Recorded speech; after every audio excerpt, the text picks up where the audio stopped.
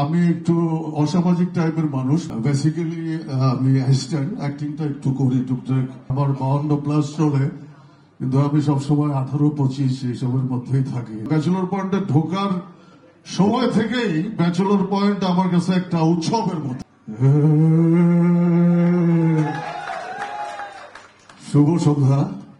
আসলে অনুভূতি তো সব পয়েন্টে, যারা পয়েন্ট দেখেন সেখানে আমাদের দৈনন্দিন অনুভূতির প্রকাশ থাকে, যতটা রাখা যায় আর কি। এছাড়া আসলে আমার অনুভূতি বলতে গেলে আমি তো সবকিছুতেই একটু অনিয়মিত। বেসিক্যালি আমি অ্যাসিস্ট্যান্ট, অ্যাক্টিংটা একটু করি টুকটাক। অ্যাসিস্ট্যান্সি করতে গিয়ে নানান কিউরিসিটি থেকে জড়ায় গিয়া আমি অ্যাক্টিংটার সাথে জড়াই গেছি। তো ব্যাচেলর পয়েন্টের প্রথম সিজনেই আমার আসলে পয়েন্টে ঢোকার একটা পরিস্থিতি তৈরি হয়েছিল। পলাশ আমার সাথে যোগাযোগ করছিল, কিন্তু টেকনিক্যাল কিছু কারণে, আসলে কিছু টেকনিক্যাল জটিলতার কারণে তখন ঢোকা হয় নাই।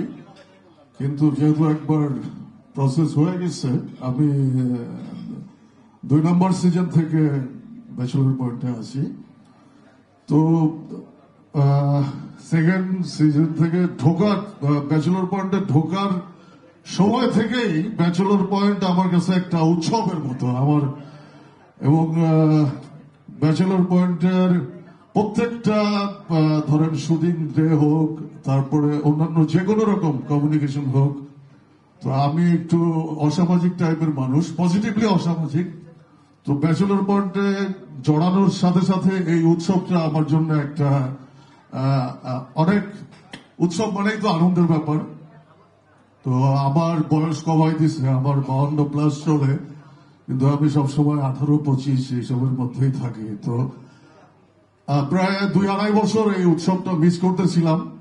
তো সিজন 5 আসার পর থেকেই আমার উৎসবের প্রস্তুতিটা আবার শুরু হয়ে গেছে। আমি এনজয় করতেছি আর কি। আর আমি ওরকম ব্যস্ত অভিনেতাও না, কিন্তু ব্যস্ত হয়ে গেছিলাম সেটা ব্যাচেলর পয়েন্টের কারণেই।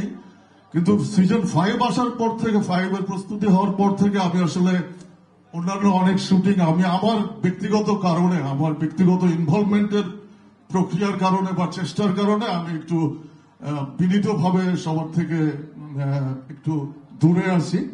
তো আমার উৎসব চালু আছে।